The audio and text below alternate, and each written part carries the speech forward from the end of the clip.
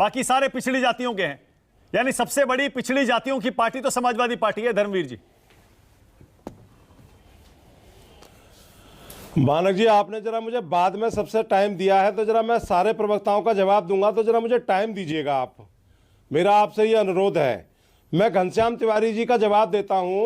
अभी आपने अखिलेश यादव जी की पार्टी का कोई यात्रा का जिक्र किया था, तो ये समाजवादी पार्टी वो यात्रा संविधान बचाओ आरक्षण बचाओ यात्रा नहीं निकाल रही है, क्योंकि इनका चाल चरित्र चेहरा तो लोकसभा और राज्यसभा में दिखाई देता है, जब ये आरक्षण के प्रमोशन में बिल को फाड़कर फेंकते हैं इनके सांसद।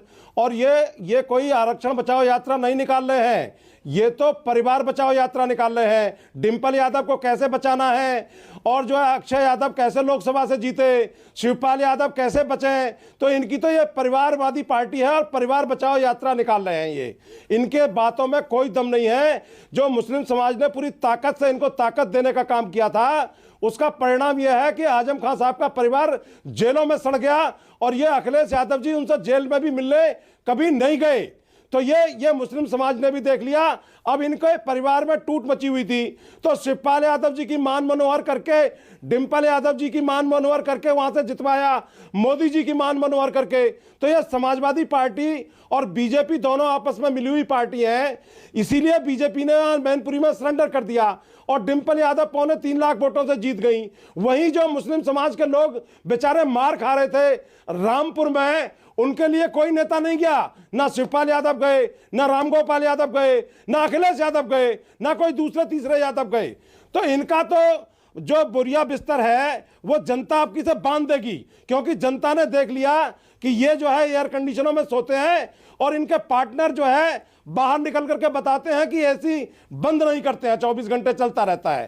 तो ये मानक जी, इनके बारे में मैं इतना ही कहूंगा।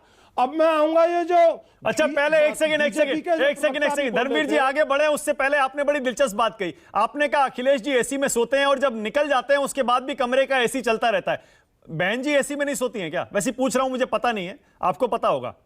वो बिना एसी के बहन जी एसी में नहीं सोती हैं। नहीं नहीं नहीं नहीं नहीं, हाँ बिना एसी के सोती। अच्छा, पंखा तो चलता है कमरे में? हम तो गांव गरीब की पार्टी है। हाँ, पंखा तो चलता है लेकिन एसी में नहीं सोती हैं। अच्छा ठीक है, ओके, चलिए आगे चलिए। हाँ, अगला किसका जवाब दे रहे थे आप? मैं आगे बीजेपी का जो चाल चरित्र चेहरा है, जो इन्होंने ये ओबीसी का आरक्षण खत्म किया है, मैं इस पर आना चाहता हूं मानक जी। हाँ। 10 मई 2022 को सुरेश महाजन बनाम जो है मध्य प्रदेश सरकार के मामले में माननीय सुप्रीम कोर्ट ने एक निर्णय दिया था, और यह कहा था कि ट्रिपल टेस्ट के आधार पर ही ये सर्वे करा करके ये चुनाव निकाय के होंगे मध्य प्रदेश में।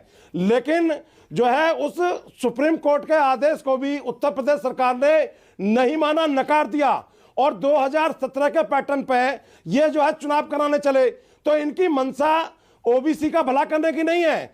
जब 1989 में मंडल आयोग की सिफारिशें लागू हुई थी, तो कांग्रेस और बीजेपी उस सरकार को बाहर से समर्थन दे रही थी, लेकिन जैसे ही ओबीसी को 27% कोटा मिला मंडल आयोग में, इन्होंने सरकार से समर्थन वापस ले लिया।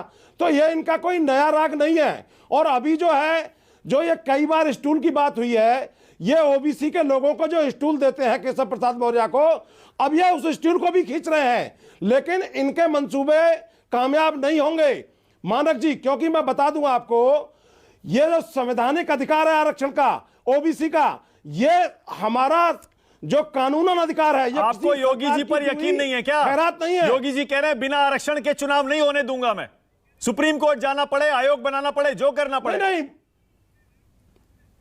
मैं आपको बताता हूं मानक जी, जब सुप्रीम कोर्ट ने कमजोर पैरवी के कारण 9 राज्यों में मिले जाटों के आरक्षण को काट दिया, तो प्रधानमंत्री जी ने अपने निवास पर बुला के कहा था कि हम जो है आपको आरक्षण देंगे।